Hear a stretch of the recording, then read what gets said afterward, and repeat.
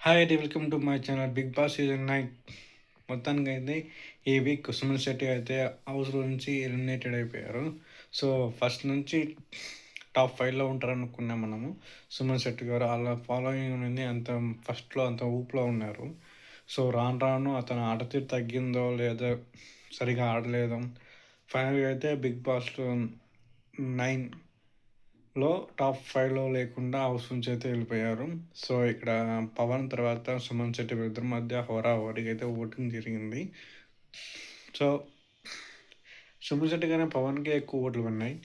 So, పరంగా చూసుకుంటే సుమన్ శెట్టి గారు అంత పర్ఫార్మెన్స్ ఇవ్వలేదు. ఫస్ట్ నుంచి ఇచ్చిన పర్ఫార్మెన్స్ లాస్ట్‌లో ఇవ్వలేదా? ఆట తీరులో బాలేదా?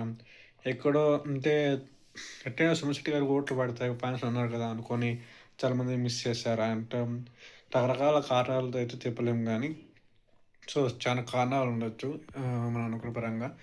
సో, ఫైనల్‌గా అయితే సుమన్ శెట్టి గారైతే హౌస్ నుంచి ఎళ్ళిపోయారు. ఎలిమినేట్ అయిపోయారు. టాప్ 5లో లేరు. సో, నేనైతే అనుకున్న టాప్ 5లో ఉంటారని మేబీ. సో, లేకపోవడం చాలా చాలా కష్టమే. ఎందుకంటే బన్నీ గారు కెప్టెన్ కాబట్టి సేవ్ అయ్యారు. బన్నీ గారు కెప్టెన్ అయ్యి కూడా నామినీ వచ్చారు.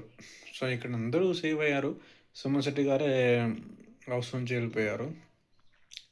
ఒకటి మెయిన్‌గా ఏం చెప్పాలనుకుంటే, సుమన్ శెట్టి గారి ఓటింగ్ పడతాయని చాలామంది వేయకపోవడం వల్ల జరుగుండొచ్చు.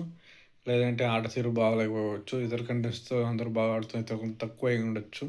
సో, రకరకాల కారణాలు ఏదని మనం చెప్పలేం గానీ, అన్నిట్లో ఏదో కారణం కంపల్సరీ ఉంటుంది. సో, ఫైనల్‌గా అయితే మనం ఫస్ట్ నుంచి అనుకున్న సుమన్ శెట్టి గారు ఇంతవరకు రావడం ఒక గ్రేట్ అని చెప్పుకోవచ్చు. ఇన్ని వీక్స్ అవ్వడం.